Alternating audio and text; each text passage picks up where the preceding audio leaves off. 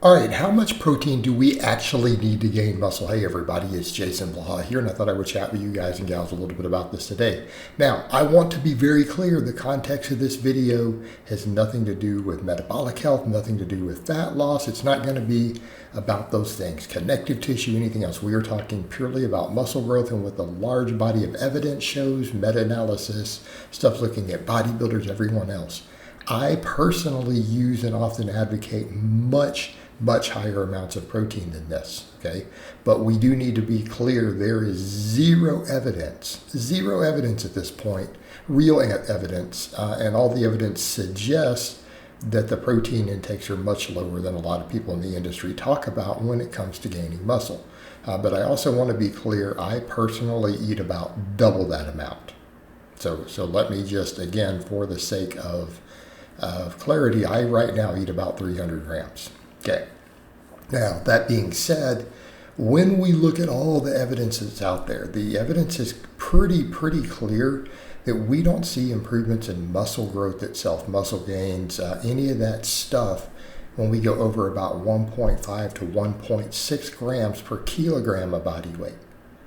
All right, so you take someone like me who's about 93 kilograms, that's not very much protein. We're talking about 150 grams, right?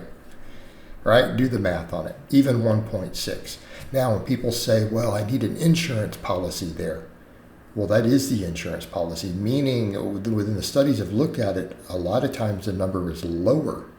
Okay, there was at least one study on bodybuilders where they found going over about 1.2, as long as they were consuming high quality protein, like there was whey and stuff in there, like 1.2 grams per kilo of body weight. All right, guys, that's about 115 to 120 grams for someone my size. Now, that doesn't mean we should be eating the RDA. People's like, are you saying the RDA? No, that's at least double the RDA. So when you look at stuff like the RDA, it isn't enough to maximize muscle growth. Okay, so we do need to be clear. The reality is you have most people in the fitness industry and people, again, due to supplements and stuff, are often recommending that 1 gram or more per pound of body weight. Well, that's about 2.2 grams per kilo. So again, someone like me, that's 200 plus grams. RDA would be something like 60 to 70. The reality is about 150. Do you see kind of the difference there? It's almost in between those two extremes. It's almost between those two extremes. It's not like we're talking about the RDA is correct. And I want people to be clear. When you think about the 1 gram per pound of body weight, does that even sound like a scientific measurement?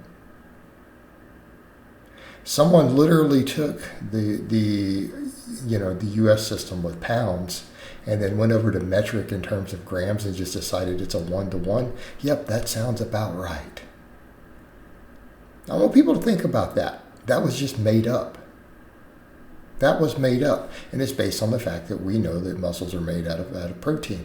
But what people aren't factoring in with any of that is that's made up, number one. Number two, yeah, we've always known eating more protein helps muscle growth.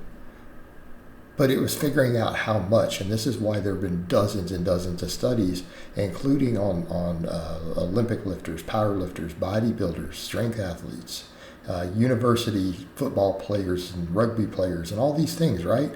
This is where a lot of these studies have been conducted on, trying to find those numbers and dial it in, because this is valuable for sports, okay? So They've looked at it closely, but what people aren't thinking about is, yes, muscles are made of protein, but you're not gaining that much muscle a day. And even like Menzer and some other people were pointing this out over 30 years ago, right? They're like, look, guys, I mean, if you think about the amount of muscle you can gain in a day, it's only a couple grams of protein, right? It's only a couple grams of protein. So what we're looking at with the muscle growth, it is not about, hey, I eat more protein, there's more available to gain muscle. That's literally not what it is. Because you would only need to eat like half a slice of bread. People say, well, that's low bioavailability. Yeah, but okay, so a full slice of bread. Like literally a full slice of bread has enough bioavailable protein in it to maximize the amount you're going to use for muscle growth. But what we're looking at is eating more protein. It's not about building more because of the extra protein you're eating. It's not about the building, it's about the breakdown. Okay? That's why it's kind of exacting and why it varies a little bit from person to person. Because when we're talking about muscle growth from eating extra protein, right, your body cycles about 300 to 400 grams of its own protein every day. Like it breaks down in your various muscle tissues, mostly organs, other things. It has a pool of protein that it breaks down and recycles. And it's literally like 300-400 grams every single 24 hours. That it recycles, reuses, does all this stuff with enzymes, because all these enzymes and everything in your body are all protein. Right? Your DNA is protein, everything. It's all amino acids. So it cycles through a lot of these things. But when we're increasing protein intake, it reduces protein breakdown, particularly protein breakdown from training, protein breakdown for exercise.